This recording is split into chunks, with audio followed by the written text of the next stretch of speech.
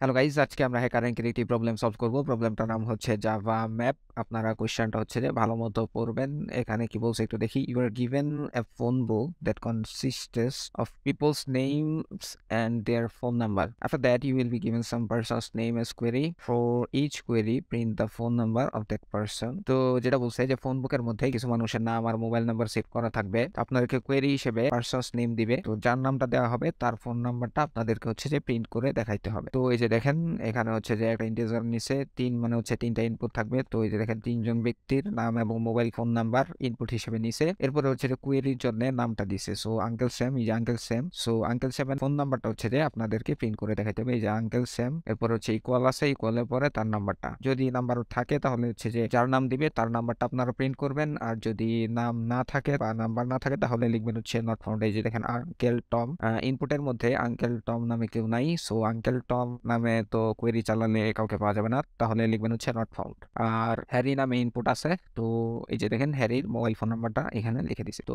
বিষয়টা যেটা সেটা হচ্ছে যে ফোন বুকের মধ্যে নাম এবং ফোন নাম্বার থাকবে। কোয়েরি হিসেবে কিছু কয়েকটা নাম আপনাদেরকে দিবে, তাদের নাম দেওয়া হবে, তাদের মোবাইল ফোন নাম্বারটা আপনাদেরকে হচ্ছে যে প্রিন্ট করে দেখাইতে হবে। তো আসেন আমরা কোডের মধ্যে কি করছে একটু দেখি। কোডের মধ্যে যেটা করছে দেখেন স্ক্যানার ক্লাসের ইনপুট নিয়ে নিছে। এরপর এখানে একটা ইন্টিজার সংখ্যাটা ইনপুট হিসেবে নিছে। এটা হচ্ছে যে কয়টা ইনপুট থাকবে, তাই যে প্রথম যে 3 দিছে ওই সংখ্যাটা আর কি, ইন্টিজার সংখ্যা। পরে লুপ চালাইছে, লুপ চালাইতে চালাইতে স্ট্রিং এর মধ্যে হচ্ছে নামটা ইনপুট হিসেবে নিছে, আর ফোনের ভিতর হচ্ছে ফোন নাম্বারটা ইনপুট হিসেবে নিয়ে নিছে। এরপরে লুপ চালাইছে, লুপ চালায় হচ্ছে যে এই যে কোয়েরি চালানোর জন্য যে নামটা দেওয়া হবে আর কি, এই নামটা আবার আরেকটা স্ট্রিং এস এর মধ্যে নিয়ে নিছে। তো আপনাদেরকে এই প্রবলেমটা সলভ করতে হবে হচ্ছে আপনার হ্যাশ ম্যাপ ইউজ করে। এই যে জাভা ম্যাপ যেহেতু এখানে বলে দিছে হ্যাশ ম্যাপ ইউজ করে আপনাদেরকে এই প্রবলেমটা সলভ করতে হবে। আপনার কোশ্চেনটা হচ্ছে ভালো মতো পড়ে দেখবেন। তো আমরা হ্যাশ ম্যাপ নিব। তো কিভাবে এটা সলভ করা যায় একটু বলি। আপনারা হচ্ছে যে হ্যাশ ম্যাপ নিবেন। হ্যাশ ম্যাপ নেওয়ার পরে এই যে ইনপুট নাম এবং মোবাইল ফোন নাম্বার আছে এগুলাকে হ্যাশ ম্যাপের ভিতরে রেখে দিবেন। এরপর হচ্ছে যে লুপ চালাবেন কোয়েরির জন্য। তো কোয়েরি চালানোর সময় যেই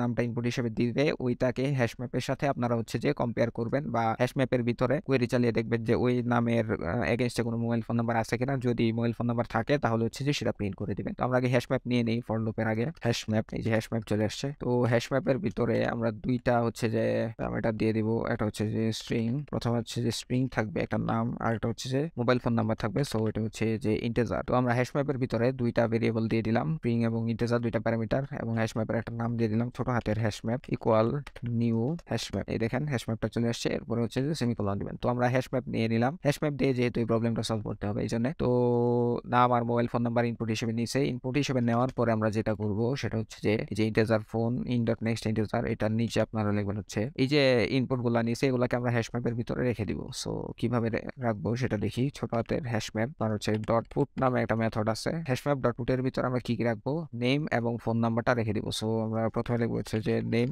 কমা ফোন। এই যে দেখেন হ্যাশ ম্যাপের ভিতরে আমরা হচ্ছে যে পুট নামের এই মেথডটা দিয়ে আমরা হচ্ছে যে এই মোবাইল ফোন নাম্বার এবং নামগুলো হ্যাশ ম্যাপের ভিতরে রেখে দিছি। এবার আমরা হ্যাশ ম্যাপ নিয়ে কাজ করতে পারবো। তো এখানে দেখেন লুপ চালাইছে। তো লুপ চালাইতে চালাইতে যেটা করতে হবে সেটা হচ্ছে যে কোয়েরি করার জন্য একটা নাম হচ্ছে যে স্ট্রিং টাইপের ভেরিয়েবল হচ্ছে যে ইনপুট হিসেবে নিয়ে নিছে। এই যে কোয়েরি চালানোর জন্য নামটা ইনপুট হিসেবে নিছে। আমাদেরকে এখন ম্যাচিং করতে হবে যে এই নামের এগেইনস্টে কোনো মোবাইল ফোন নাম্বার কি ওই হ্যাশ ম্যাপের ভিতরে আছে কিনা। আচ্ছা, তো স্ট্রিংটা কোয়েরি চালানোর জন্য নামটা ইনপুট হিসেবে নিছে। এরপর আমরা যেটা লিখবো কন্ডিশন চেক করবো যে এই নামের সাথে ম্যাচিং করে এরকম কোনো মোবাইল ফোন নাম্বার আছে কিনা। সো আমরা লিখবো হচ্ছে যে ইফ ছোট হাতের হ্যাশ ম্যাপ ডট কন্টেইনস কি, দেখবেন আপনার আছে এই যে কন্টেইনস কি। তো কন্টেইনস কি হচ্ছে একটা মেথড, এটা দিয়ে আমরা হচ্ছে যে ভিতরে কোনো ভ্যালু আছে কিনা সেটা দেখবো। কন্টেইনস কির ভিতরে আমরা যে স্ট্রিংটা নিছে এস, এই এসটাকে রেখে দিব। এরপর হচ্ছে যে সেমিকোলন দিব। তো এটার ভিতরে যদি কিছু থাকে তাহলে কি করবে, আচ্ছা সেমিকোলনটা কেটে দিবেন। তো হ্যাশম্যাপ ডট কন্টেইনস কি এর ভিতরে আমরা এসটাকে রেখে দিব। এরপরে আমরা হচ্ছে যে যদি হ্যাশম্যাপের ভিতরে কিছু থাকে তাহলে হচ্ছে যে আমরা প্রিন্ট করে দিব S out tab system dot out dot print line.